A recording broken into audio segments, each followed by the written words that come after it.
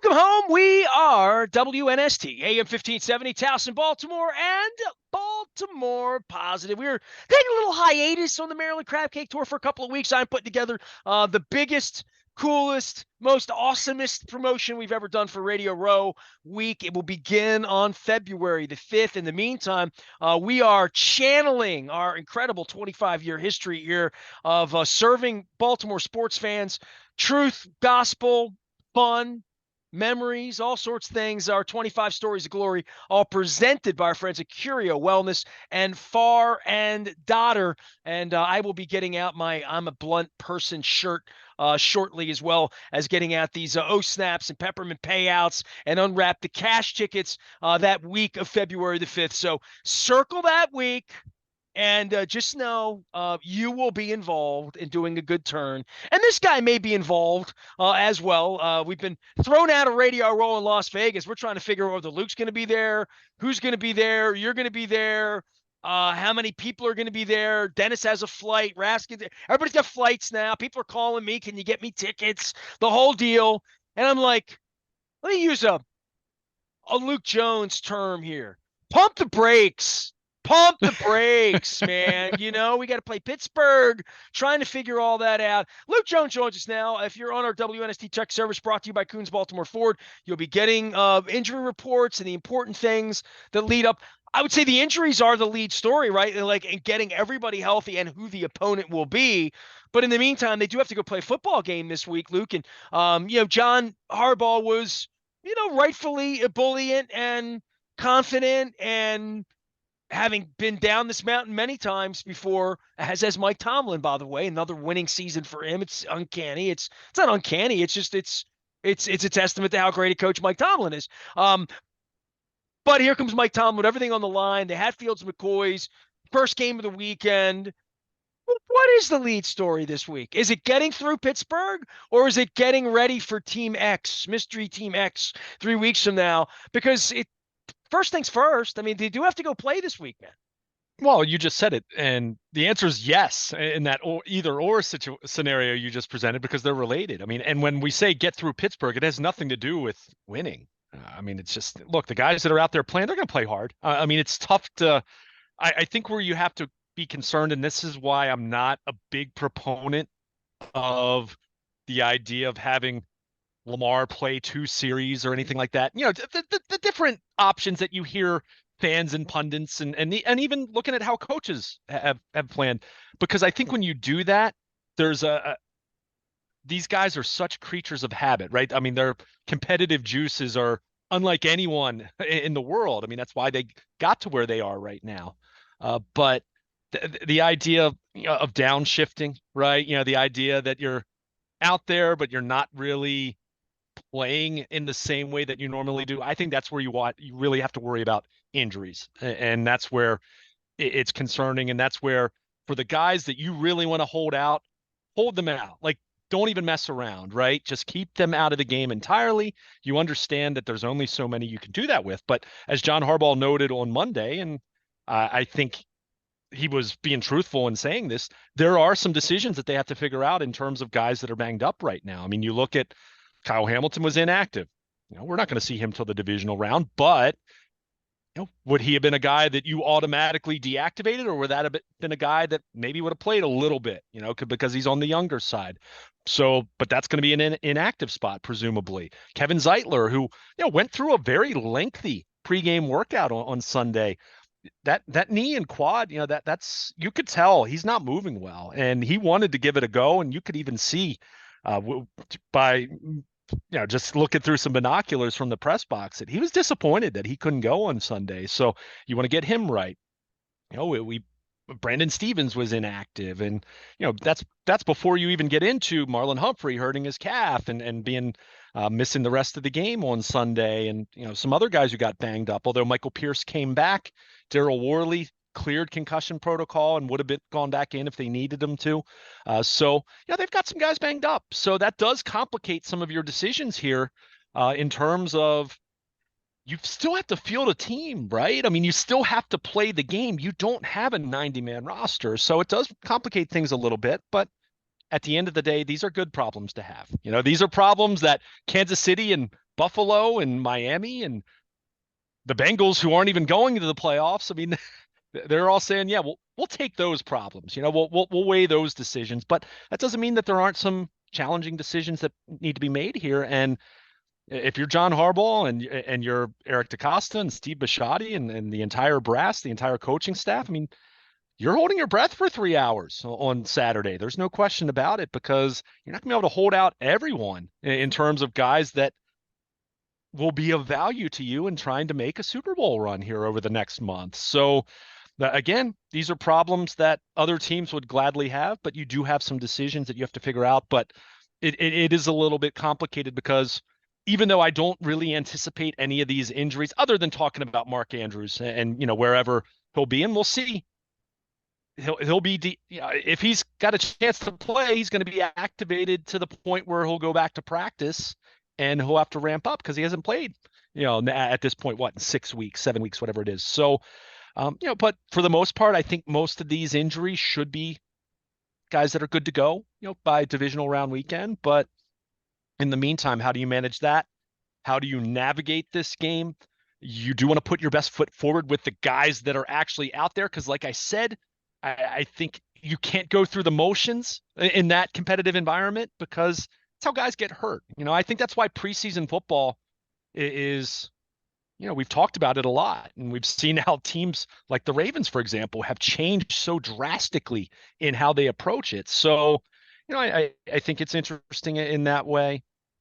The whole rest versus rust thing, we're going to be talking about that for the better part of 3 weeks. And then it's all going to be all going to come down to the results. And then people are going to decide whatever they thought. They'll try to fit it into, a certain agenda that says, hey, I was right, or hey, they were wrong, or whatever. But, there's a lot riding on these, this week in terms of just navigating the game. It doesn't matter about winning and losing. I mean, it just doesn't. They'll say otherwise. And yeah, would part of them enjoy knocking the Steelers out of playoff contention? Sure. But is that at all a priority? No, of course not. So remember Ryan Mallett. That's all. That's all. Yeah. Ryan Mallett. Yeah. The late Ryan Mallett, by the way. Be remiss not to mention that. But Charlie Batch coming into Baltimore years ago. I mean, he reminds me of that every time I see him. This is why, however, and this is why we talked about this last week going into this game, and obviously the Ravens took care of business in very emphatic fashion, but this is why you did not want to mess around and be going into this game needing to win it, because it's Ravens Steelers. It's weird. And that's why I would keep Lamar Jackson and my most important players away from that weirdness on Saturday evenings. So it's not something that, we're not going to spend a lot of time talking about Mason Rudolph and TJ Watt and the Steelers, other than the fact that, yeah, they still have something to play for, and they want to win and hope to get some help the rest of the weekend to try to get into the playoffs. But it is interesting to kind of see the juxtaposition here, where the Steelers, this game means a lot to them, regardless of whether they deep down think that they have any shot at making a run, which I don't think they're good enough, but you'd still rather get in than not, and they're going to be trying to do that. And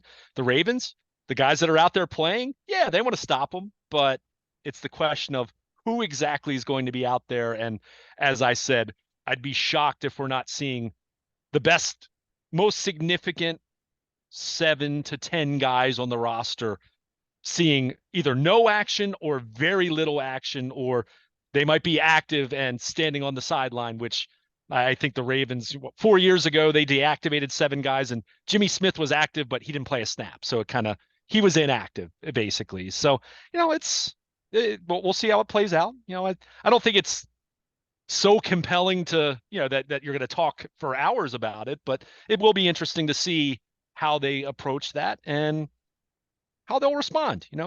4 years ago, their best players sat out, and they still beat the Steelers pretty handily that year. So, we'll certainly see how it plays out, and we'll try to get a little bit of entertainment out of it for 3 hours before we forget about it immediately. Yeah, interesting weekend. Saturday night, there's a meaningful game. Sunday during the day, there are meaningful games at 1 and 4, East Coast, West Coast, and then there's the big game on Sunday night.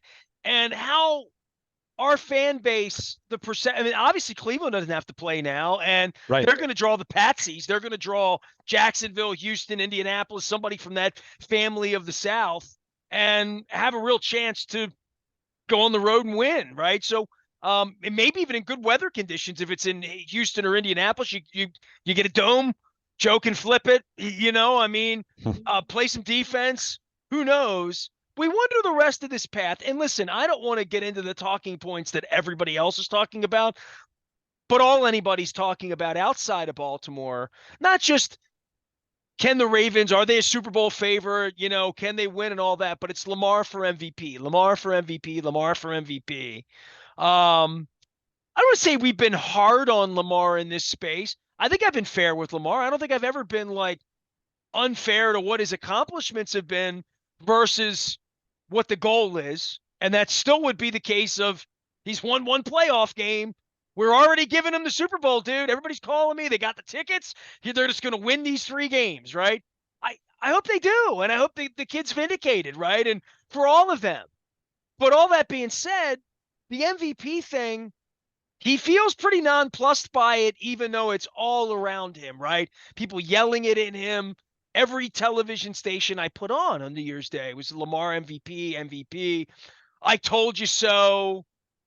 Running back, quarterbacky, all of that went into it. And the fact that 31 teams have passed on him and picked up, guys like Deshaun Watson instead, and how I don't want to say underrated, probably over critiqued and understood, misunderstood, but understood, not misunderstood.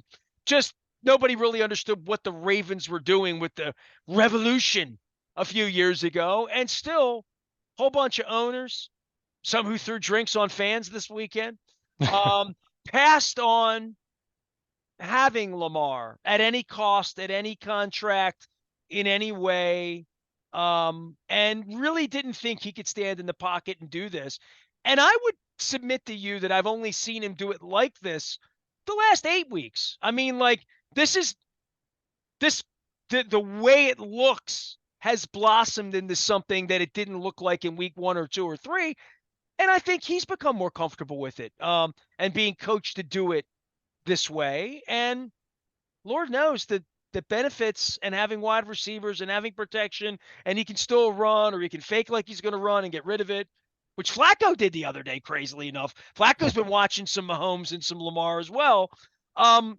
He's one of one and he's healthy, and they're hella dangerous here 3 weeks from now. And there's no argument for anybody else for MVP. There's a McCaffrey argument, I guess, right? But forget that. That's not gonna carry water. He's not the signal caller. Yeah, I mean, as much as I loathe this week to week referendum that the MVP race has been for 5 or 6 weeks now. Right. Right. Think back to like 3 weeks ago, Dak Prescott was the favorite, and then he had a lousy game, so he's out.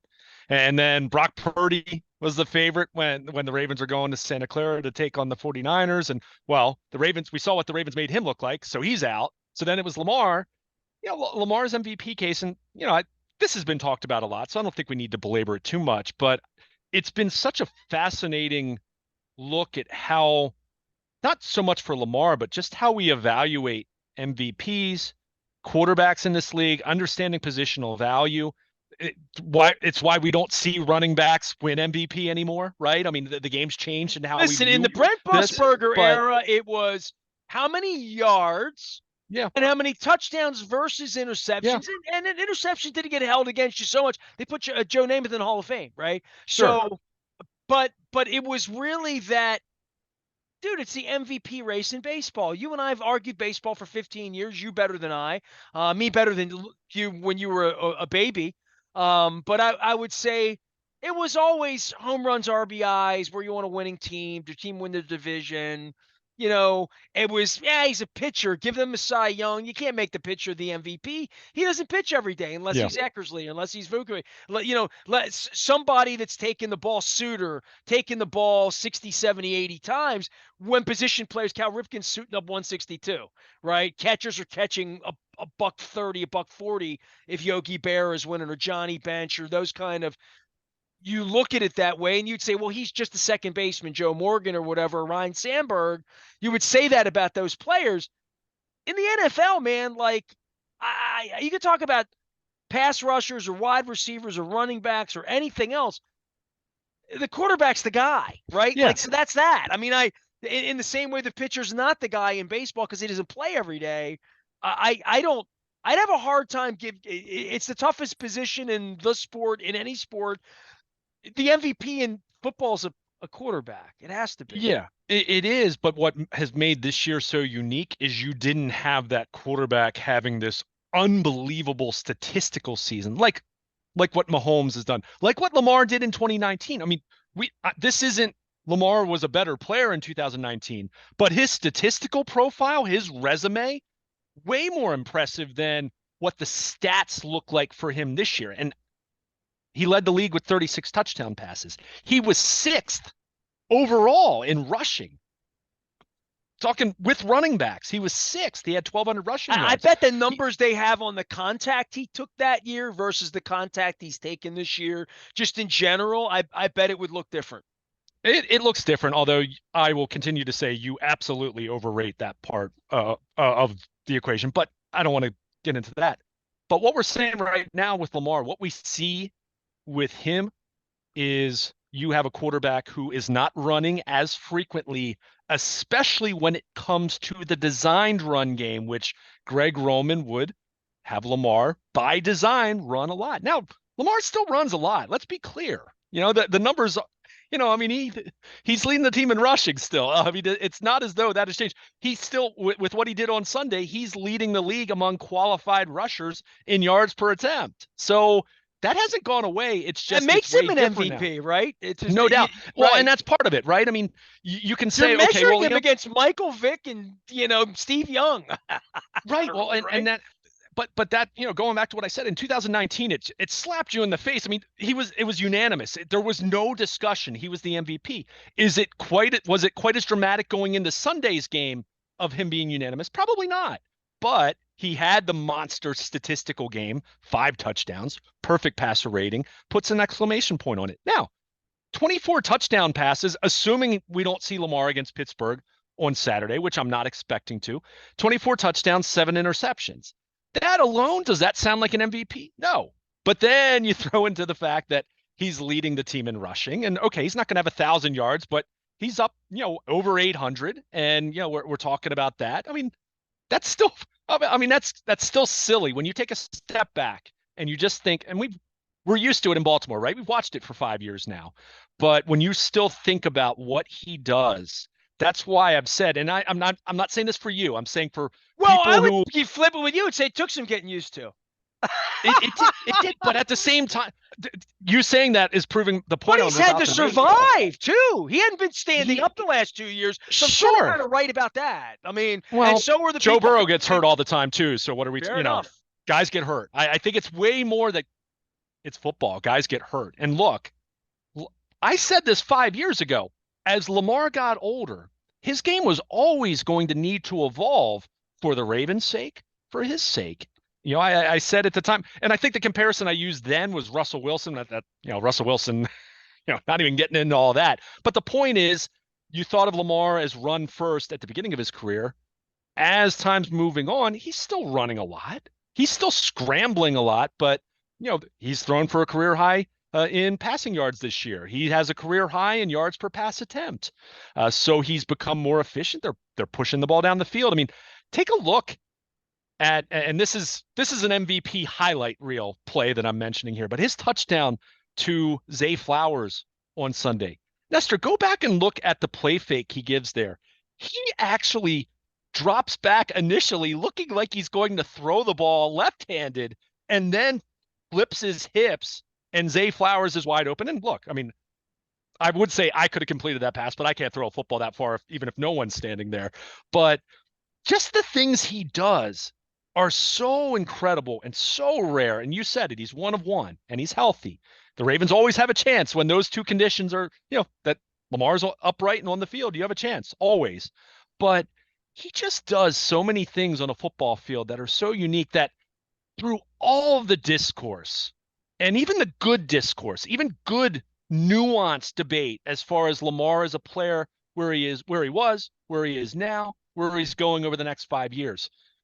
I always remind people, just enjoy this, because he is so unique, in the way that, I think a great comparison here is the most tired debate in all of professional sports at this point, which is LeBron James versus Michael Jordan as the greatest of all time. And it's, but regardless of how you feel about that, enjoy what LeBron James is doing and has done for so many years. And I mean, this guy's almost 40 and he's still doing what he does. So, but my point with Lamar is, through all of that, I mean, he's just such a special player. But to bring it back to the MVP, he didn't have the overwhelming statistical profile prior to Sunday's 5-touchdown, perfect passer rating game.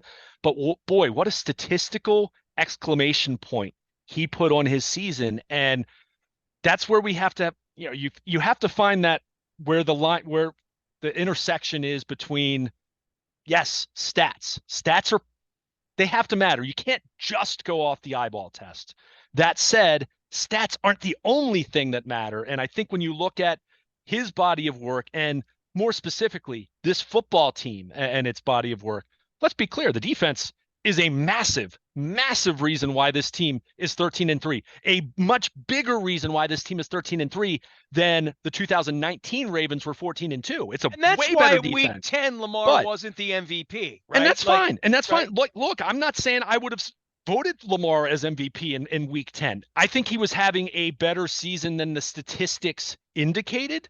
But well, was the Eagles quarterback then, right? That's how times change, right? Right. And again, that's where, like I said, the MVP conversation just wears me out, because we're all on this guy, and then he has one game. I'll be honest, dude. 32 years on the radio, and you know this about me. I like arguing Hall of Fames now, and arguing who's on an All-Star team, and some of it's.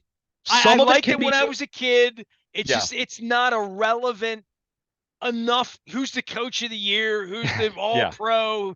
It's either good or not. There's a measurement at the end called the Super Bowl. They measure them by giving them Pro Bowls and doing all of this, and it's not, and all of it's political, and all of it's weird, and all the Hall of Fames are. And I think sometimes the MVP thing can be that he's the best player in the league. Now let's move on. Now can you go win a playoff game or two or three? And let's be clear, Lamar would be the first to tell you that he wants to win a Super Bowl. Look, and let's be clear, everyone wants to win a Super Bowl. So it's not like that this makes Lamar unique in that way. Yeah, but they don't throw parades for MVP trophies, right? Correct. And Lamar would, I mean, he would tell you, as great as it was for him to win the unanimous MVP 4 years ago, and my goodness, that was a great story. I mean, he was 22. That was his age 22 season in the NFL that he did that. I mean, that's incredible. But at the same time, he would be the first to tell you, we didn't finish his job that year. I wasn't good enough against the Titans. I mean, no one was in that game. But now you look at where he is. He's a more seasoned Lamar Jackson. He's got all this experience. Think about what he's been through in terms of the health challenges. Think about where he and the organization have been in terms of the contract and how that played out, and how easily that could have fractured the relationship beyond repair. It appeared certainly was fractured when he's requesting for a trade, but WTFs in Hollywood Brown and sure. I mean, so there's been so much of that. I mean, the injuries, COVID, and just how that wreaked havoc on every team. But for a team that was Super Bowl ready, like they were coming out of 19, even with the disappointment, I mean, that was a complication. So through all that, for them to now be back at this stage, I mean, you have a more experienced Lamar Jackson who is more refined, and I would not even so much the refined part, but for me, how calm he is in the pocket, even when the pocket is breaking down, and he's keeping his eyes downfield. He takes off when he needs to, and that still works really, really well when that happens. But doesn't do it nearly as quickly as he used to. Sure. Because that's how he's making plays. He's making plays because he's not just taking off. But I will say this, Nestor, I agree with you. However, there were also times where, and the numbers would bear this out. I mean, Next Gen Stats keeps track of this. There are also times in the past where he would hold on to the ball way too long and create a sack, whatever. He's developing a better feel. And I always think he had a better feel for this than a lot of people gave him credit for, but he's gotten better. There's no doubt. Guys get better as they get older, right? Until they get to a certain point, and then they're too old and then they regress. I mean, that's where Well, Russell there's Wilson is at this feeling point. But heat in the pocket, and there's the ability to get away from it, which he sure. has that most other guys don't ever have and can't even Yeah. think about it, Yeah. during the course of But their career. All they can do is duck and move down. But I watched Browning run around the other night, and they had a chance to win that game, right? Like they really had a chance.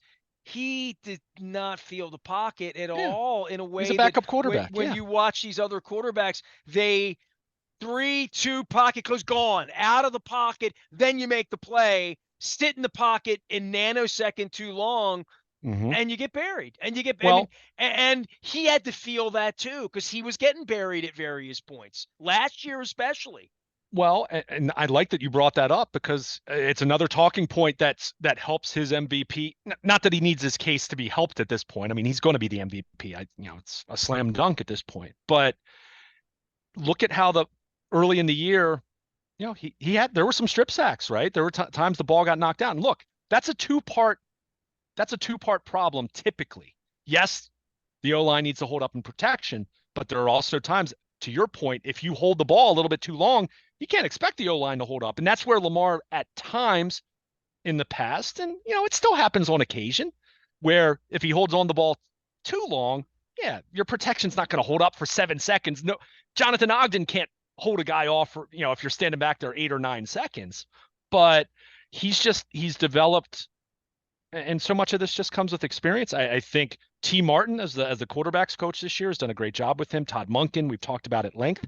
Lamar has done a better job, and I think those around him and he himself would even say can still get better in this way of taking the layup sometimes, and that means dumping the ball off to Gus Edwards or Justice Hill or Keaton Mitchell when he was healthy, and getting rid of the ball sometimes. His time to throw, going back, I said next gen stats, and then I went off in a little bit of a, not a tangent, but was talking about this. His average time to throw has been better this year, meaning quicker. So you could talk about better receivers. Certainly that's part of it. I think Todd Monken having a more refined passing game than Greg Roman had, which Greg Roman we know is an all-time run game kind of coordinator. I mean, the numbers bear that out, but if there's the weakness to what he did, it was the passing attack, obviously. So yeah, there's lots of different variables at work here, but the point is it has been a much cleaner, better operation than it had been the last few years. And there are lots of people that deserve credit for that. But at the end of the day, number 8 is the one that's in charge of all that because he's the one on the field doing it. Todd Monken can draw up all these plays and radio them in, but then ultimately his headset goes off and Lamar's calling the play and has to operate. And he's done a phenomenal job of that. So, it's the entire operation has just gotten cleaner and better. And I think what's so encouraging for me, not just with Lamar, but just this offense in general is, they really saved their best for last here. That Miami defense, we talked about it before the game. I mean, that defense was playing at a high level over the last 7 or 8 weeks, really since Jalen Ramsey had come back. And I mean, they just absolutely shredded them. I mean, shredded them. So you love the fact that you had this defense that was giving up a few more yards the last couple of weeks than we had grown accustomed to, but they're still making splash plays, and they played extremely well considering the injuries they had in the secondary. But you have this defense that's been great all year, and now you have this offense that had been good to really good all year, but it's been great. It's been great to finish the regular season. So look, you got to go out and do it. We've talked about it, and whoever they're playing the third weekend of January, we'll talk about that team, and whether it's the Browns or the Bills or the Chiefs or whoever it is, the Ravens are going to have to go out there and play well. And they have the 2019 hard truth, as I wrote about at BaltimorePositive.com. That was, Marlon Humphrey gave that quote after that loss. They've been living with that hard truth for 4 years, and they're finally back at that point. Number 1 seed, home field advantage, best team in the NFL. Go finish the job. So, they have to do it, but boy, there's no team right now that has a better situation than the Ravens right now. I mean, it's cut and dried. I mean, there's no arguing it that they're mostly healthy. They should be mostly healthy by divisional round weekend. And to your point, we could talk about Patrick Mahomes in a big picture sense, but as it pertains to 2023, Lamar Jackson's the best player in the NFL. I mean, he's been that dynamic. And again, if there was any lingering doubt, he eliminated that on Sunday with, I mean, just an absolutely brilliant performance on the field. Luke is here. He'll be in Owings Mills whenever they allow. A quick game this week on a Saturday. Ravens kind of taken aback by having to do that, but it'll be longer rest for getting the guys that are really important healthy. We'll have injury reports, all that stuff. Might even be some baseball conversation here. You'll be hearing some of our Maryland Crab Cake Tour stuff presented by our friends at the Maryland Lottery in conjunction with Win Donation, 866-90Nation, as well as our friends at Jiffy Lube Multi-Care. We're taking the Radio Row Week to a new concept this year. It's going to involve you. It's going to involve everyone that listens, everyone who reads, everyone who subscribes. We have such a thing. We have no paywall. I have to come up with something funny to say about that, but we have no paywall here at all. At AM 1570. Just go to BaltimorePositive.com. Make sure you're following along. Luke, last thing, just before we roll here, because it's New Year's, and do you have any thought on who you'd like to have them see and what would be a good fight for them? Or is it, I mean, to me, you don't want to see Buffalo and Kansas City. I don't know that you really want to see Flacco. I'm rooting for the Houstons and the Jacksonvilles and sort of the lesser lights. Miami at this point, especially without Chubb, if they sort of made it through in some way, I would see them as being like, especially after you beat them by 40 points. I don't know that there's any easy outs here, but they're all sort of intriguing in their own way. Yeah. I mean, look, I mean, you just said it. I mean, it's still Patrick Mahomes and Andy Reid, no matter how kind of bad that offense has looked now for most of the season, but especially here of late. I mean, even beating Cincinnati. I mean, the field goals, rather than having those red zone trips turn into points or to touchdowns.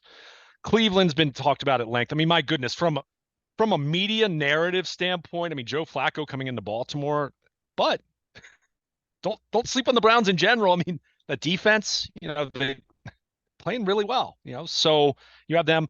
I've said it, you've heard me say it since the middle of the season, even when Buffalo looked like they were circling the drain. I said all along, from a true talent level standpoint, if they get in, and look, they still have to handle their business to get in, but I still think they might be the biggest threat of these teams to the Ravens. But Jacksonville, no. I mean, I like Trevor Lawrence when he's right. I don't know if he's going to be healthy in that team. I know they won this week, but they've been very unimpressive at the time of the year when you need to be impressive, right? They were the team. We were talking about them being the number one seed a month ago. They were in that discussion, and now they're in a dogfight with Indianapolis and Houston. Of those lesser teams, because you mentioned Indy and Houston, Pittsburgh, I'm not at all concerned about, other than just Ravens Steelers weirdness, which I don't know what else to say about it. I mean, I don't think Pittsburgh's very good, but they're still in it and they could get in. Houston, to me, is the team that's still interesting as an underdog because of CJ Stroud. He's back now. That Houston team at times this year has looked really good. And I can still think back to John Harbaugh talking about this after week one when the Ravens won that game, but didn't blow them out in the way that I think a lot of people expected them to win. And he said, keep an eye on them. They're going to be pretty good as the year goes on. And 9-7, even with Stroud having missed a couple games late in the season. So do I think they're a major I would threat have to the had their Ravens? over-under at 4 or 5 on wins, and the probably Sure, Vegas I did agree too. with you. And I would have bet the under. You. I would have thought, they're really good. I mean, they're sort of upside-down organization, poor ownership, just all the above. They have all that going against them. They do, and they also had quite a few injuries this year. So. But that said, the short list, Buffalo in terms of just whole package, I guess. Kansas City's got the pedigree, right? I mean, they've got more of a pedigree than the Ravens. That's fact right now. I mean, until the Ravens do it. Lamar and all the other quarterbacks are chasing Mahomes. I mean, it's that simple. Mahomes has 2. Even Flacco and Matthew Stafford are chasing Mahomes because he has 2 and they have 1. So, those 2 teams and Cleveland, just because it's a division rival and they played well. And I'm not saying that I have fears of Joe Flacco threatening or, completely decimating the secondary or anything like that, because, the secondary is really, really good, assuming they're healthy by the time divisional round weekend comes around. But, those are kind of the 3 teams I'm looking at. I already said it. I think Miami has the components of eventually being a really dangerous team, but they've beaten one team with a winning record all year, and it's Buffalo can Cowboys. almost salvage just about everything here, right? Other than coming here if they win this week. So, I mean, it is fascinating that they're the one with the bullet. They're the one rising in all of this, and they have a chance now against a really depleted Miami team Yeah. to, put an end to them, their prosperity. And then, Miami probably had to go back and play them, right? Or it'd be like that. So, with 6 or 7, whatever it would be, would go back to 2. And you would think Buffalo's going to survive that. That would mean the 2 couldn't come to Baltimore week 1. That would mean, Kansas City, Cleveland, I mean, Yeah. and you start to look at the possibilities of Kansas City or Cleveland being the first team and then Buffalo waiting over the hill, allegedly, and they might be taking on Kansas City. You're lucky if you get one or the other. If you get Flacco, hey, it means you don't get Kansas City and Buffalo. You get one or the other. And I'm trying to space this out in my mind and saying, what's a good fight here? I don't know. I think Buffalo or Kansas City or Cleveland, any of them, they lost to Cleveland already. All very formidable. And it's not going to be 56-19. And if it is, Yeah, but we're the greatest team ever, and they're going to write books about it. And God bless, and they might be. They might be. They might be. but this is where, it's very simple. The Ravens at their best, going up against any other team at their best, taking the Ravens every time at this point where they are right now. Hard to bet against them, given the tape. That said, I would have said the same exact thing 4 years ago. So you have to go out and do it. And that's why I said this in our initial post-game reaction. I was really impressed. John Harbaugh was asked about 2019. Patrick Ricard was asked about 2019. Ronnie Stanley, Lamar Jackson. I looked at it. There are 11 guys on the currently in the organization, and that's counting Tyus Bowser, who hasn't played all year, and Mark Andrews, who's on IR right now. 11 guys from that 2019 team are still here, and that includes Michael Pierce, who left and has since returned, to become a Raven again. So it would have been really easy for them to be flippant, especially with the euphoria, the post-game locker room, to be flippant and be like, oh, we're not talking about 2019. That's ancient history, which 4 years in the NFL is a really long time, mind you. But every single one of them said, hey, we have lessons to take from that. And Patrick Ricard said it. Look, we're having a nice season. We're having a really good season. Don't get me wrong. But he flat out said it. Doesn't mean anything until we get to the postseason. And, that's where I think there's an impressive maturity to this team that I wouldn't say they were immature in 2019, but, they hadn't been there yet. I mean, I get that they had the year before and the Chargers came in, but, that was just such a weird, that was the end of the Flacco, beginning of the Lamar era year. There was a lot of transition, that year after following that season. Guys like Weddle and Suggs were gone. But, that team was still so young that, they weren't seasoned. They hadn't experienced any real disappointment, real adversity in the way that now you look at this team. We talked about this with the Ravens in 2012. Does 2012 happen if they didn't have Billy Cundiff and Lee Evans in 2011? I don't know. Probably not, I would say. So, it's taken this team longer to get back to this point now where they're the number 1 seed again. And, I get it. They've been in the playoffs a couple other times. I'm not saying that it's been 4 years of misery, but, they've gone through a lot to get back to this stage. And I think the maturity with which some of those individuals spoke after the game, when they could have easily been like, oh, we're not worried about 2019. They all said, hey, it's part of our journey. It's part of our identity as a team now. And that impressed me. There aren't too many things said after a game that I make too much of at this point, because, a lot of it's just, eyewash, for lack of a better Charlie term. Brown. Wah, wah, wah, yeah, white noise, and I understand that. And that's not a knock on anyone.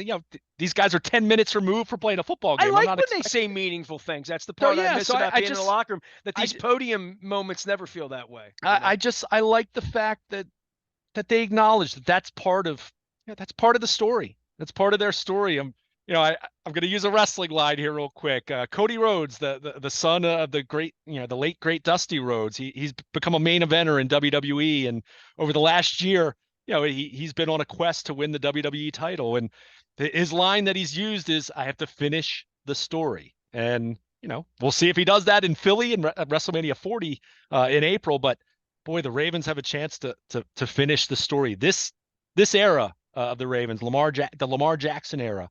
They have a chance to finish the story that they did not, that story that was failure 4 years ago, and such disappointment. So, boy, got 3 weeks to kind of ramp up before it begins, and exciting times here in Baltimore. There's no doubt about it, because I think this is going to be a lot of fun. Happy New Year to everybody out there celebrating Festivus for the rest of us, and all the Ravens flock getting ready to flock to back downtown. There's no flocking away. Just Vegas or bust. Super Bowl or bust. I wrote about that in columnist this week as well. Luke will be around. I'm around. The Maryland Lottery, our friends at Window Nation, as well as Jiffy Lube Multicare, putting us out on the road for the Maryland Crab Cake Tour. We're going to be doing a very, very, very special thing the week of Radio Row. I can't wait to tell you about it. Still have a couple of our sponsors don't know about it yet, but when they know about it, you'll know about it. So, like next week, I'll probably be rolling out some of the early details as we have nothing but time between now and January 20th or 21st, and tick-tock, and we're going to watch a lot of football.